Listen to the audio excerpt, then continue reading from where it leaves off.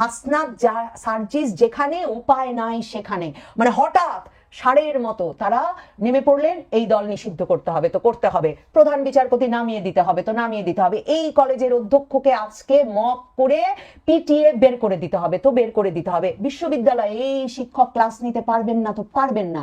হাসনাত সার্জিসের কথাই শেষ কথা।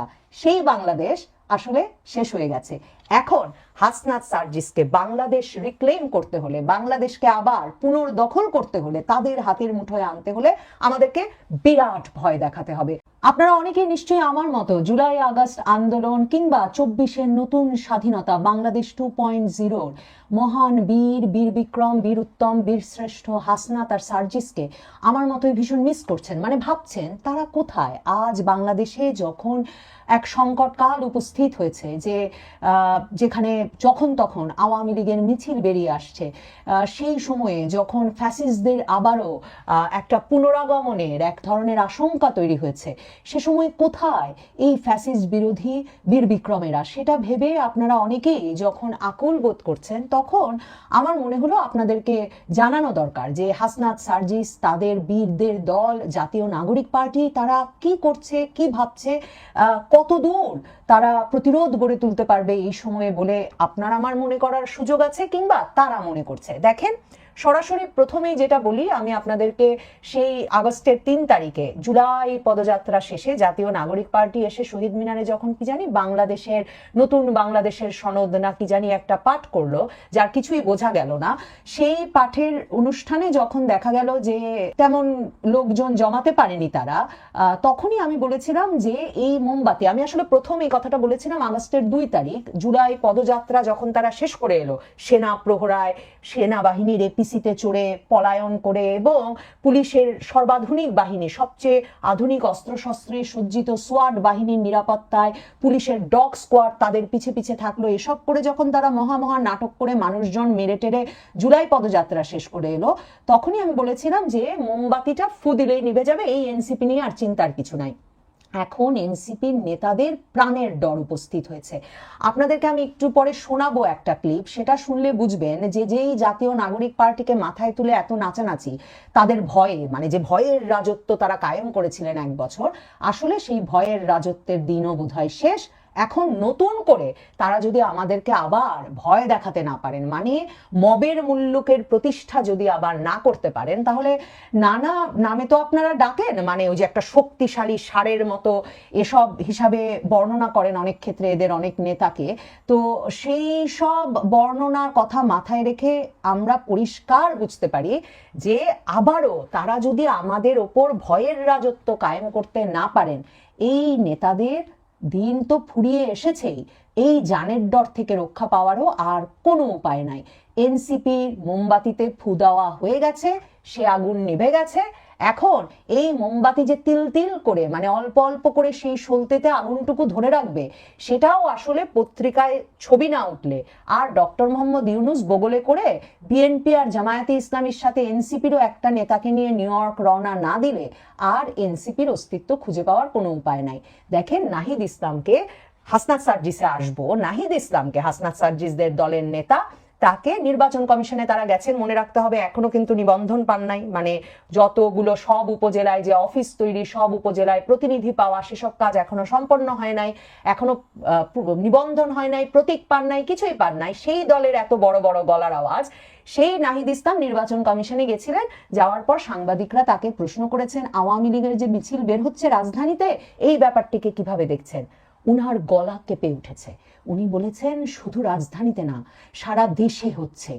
মানে ভাবেন, যখন জুলাই পদযাত্রা কুকুর নিয়ে, পুলিশ নিয়ে, সেনাবাহিনী নিয়ে করতে হলো এই নাহিদ ইসলামদের, মানে কোথাও 100 লোক জমাতে পারেন নাই, কোথাও 1000 লোক জমাতে পারেন নাই, এমন অবস্থা, সে সময় আওয়ামী লীগ রাজপথে ছিল না, তাতে এই প্রহরায় তাদের সারা দেশে ঘুরতে হয়েছে।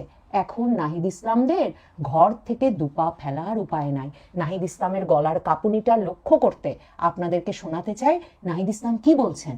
তিনি বলছেন শুধু রাজধানীতে না, সারা দেশে হচ্ছে আওয়ামী লীগের মিছিল।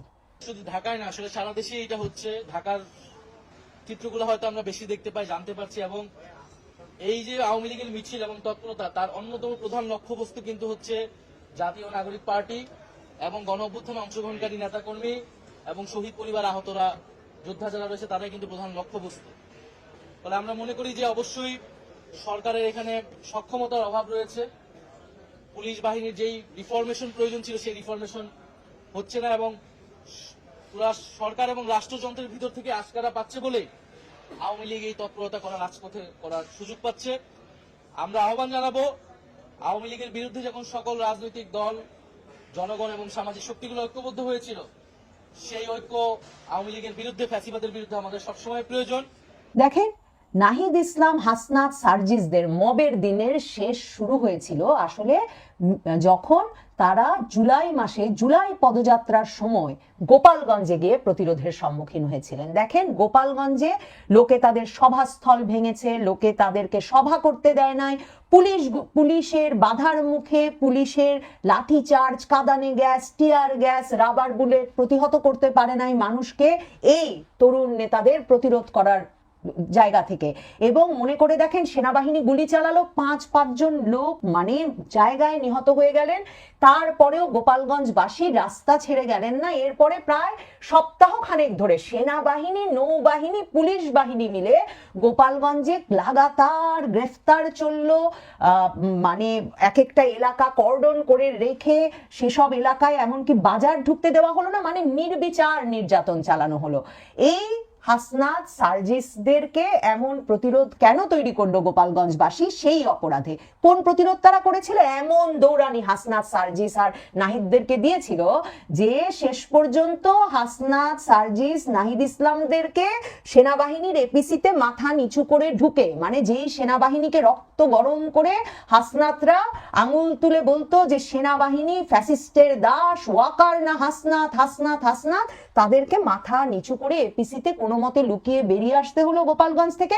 তারপর কি হলো? তারপর কক্সবাজার গিয়ে বড় কথা বললো, সেখানে বিএনপির সালাউদ্দিন আহমেদের লোক তাদের প্রতিহত করলো। এরপরে কুকুর দিয়ে, যেটা বলছিলাম, কুকুর দিয়ে, সেনাবাহিনী দিয়ে, পুলিশ দিয়ে কোনো মতে জুলাই পদযাত্রা শেষ করে তারা আসলো। ওদের গলা নামার দিন শুরু হয়েছে কিন্তু গোপালগঞ্জ থেকে, সেই জুলাই মাস থেকে।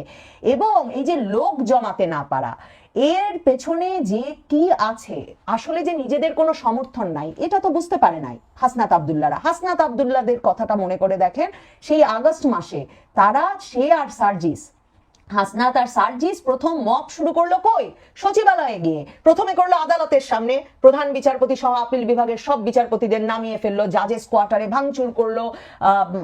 সেই মানে পুরো বিচারালয়ের এলাকাকে এমন মব রাজ্যে পরিণত করলো যে প্রধান বিচারপতি সহ আপিল বিভাগের বিচারপতিরা তাদের অঙ্গুলি হেলনে নেমে গেল, আর হাসনাত আব্দুল্লাহ, সার্জিসরা বসালো এই বর্তমান প্রধান বিচারপতি সৈয়দ রেফাত আহমেদকে সহ অন্যান্য আপিল বিভাগের বিচারপতিদের দিল। তারপরে আবার কিন্তু তারা অক্টোবরের মধ্যে গিয়ে হাইকোর্ট বিভাগের বিচারপতিদেরও একদম ডেডলাইন দিয়ে নামালো এবং তাদের মতো নিয়োগ করলো। আগস্ট মাসে তারা কি করলো?